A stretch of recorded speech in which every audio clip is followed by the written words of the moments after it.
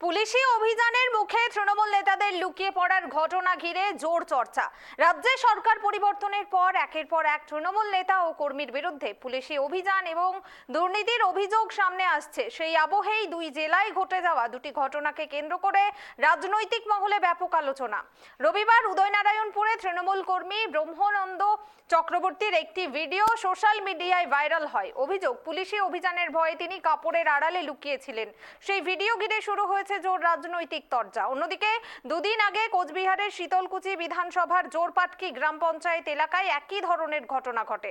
131 নম্বর বুথের পঞ্চায়েত সদস্য বিউটি বিবির স্বামী তথা তৃণমূল নেতা শহীদুল মিয়া জনরোষ এড়াতে খাটের নিচে আশ্রয় নিয়েছিলেন বলে অভিযোগ।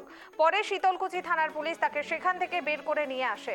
বাইরে অপেক্ষারত উত্তেজিত গ্রামবাসীরা তাকে ধরার চেষ্টা করলেও পুলিশি নিরাপত্তায় তা সম্ভব হয়নি।